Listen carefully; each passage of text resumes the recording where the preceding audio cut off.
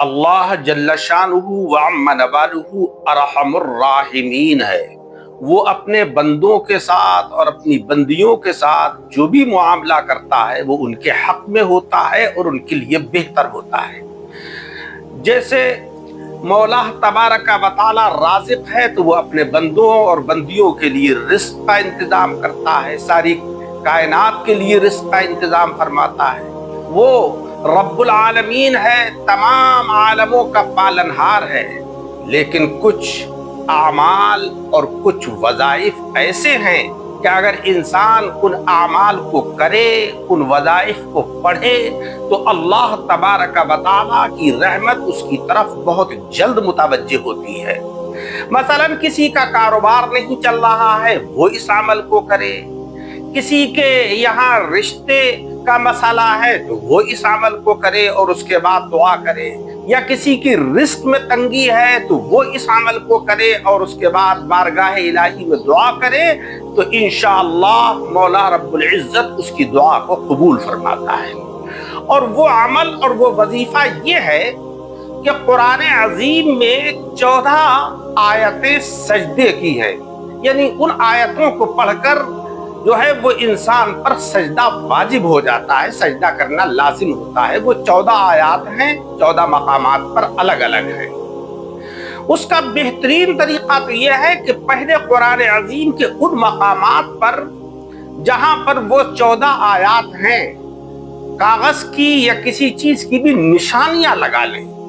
اور اس کے بعد ایک ہی مجلس میں، یعنی ایک ہی بار میں، ایک ہی بیٹھک میں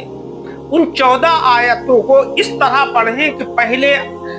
سجدے کی آیت پڑھیں اور اس کے بعد ایک سجدہ کر لیجئے، اس کے بعد دوسری آیت سجدہ کی تلاوت کریں، پھر سجدہ کر لیجئے، اسی طرح تیسری آیت سجدہ کی تلاوت کیجئے اور اس کے بعد سجدہ کر دیجئے۔ اس طریقے سے 14 آیات کو ایک ہی مجلس میں پڑھیے اور سجدے کرتے جائیے، اور اس کے بعد اللہ تبارک و تعالیٰ کی بارگاہ میں اپنی حاجت کی، جو بھی حاجت ہو، جائز حاجت ہو، اس کے لیے دعا کریں تو انشاءاللہ تبارک و تعالیٰ وہ دعا بارگاہ الہی میں قبول ہوتی ہے، اور وہ مسائل جو ہیں، جو پریشانیوں کا سبب بنے ہوئے ہوتے ہیں، مولا تبارک و تعالیٰ ان پریشانیوں کو دور فرما دیتا ہے، ان مشکلات کو آسان فرما دیتا ہے۔ اس عمل کو بڑے بڑے بزرگوں نے اپنی کتابوں میں لکھا ہے اور اس کے اوپر عمل بھی کیا ہے اور اپنے تجربات کی بنیاد پر بتایا ہے۔ لہذا ہمیں بھی یہ چاہیے کہ ہم بھی مشکلات کے اوقات میں، مشکلات کے ایام میں اس عمل کو کیا کریں۔ ایک ہی مجلس میں قرآن عظیم کی 14 آیات سجدہ کی تلاوت کریں، ہر آیت سجدہ کو تلاوت کرنے کے بعد سجدہ کریں۔ اس طرح جب 14 سجدے ایک ہی مجلس میں پورے ہو جائیں تو پھر اللہ تبارک و تعالیٰ کی بارگاہ میں دعا کریں، اور آیت سجدہ میں جب سجدہ کریں تو پھر وہی تسبیح پڑھیں، سبحان ربی الاعلی، سبحان ربی الاعلی، سبحان ربی الاعلی، پاک ہے میرا رب جو سب سے بلند ہے، سب سے اعلیٰ ہے۔ جب انسان خلوص دل کے ساتھ اس تسبیح کو پڑھتا ہے اور آیات سجدہ کو پڑھتا ہے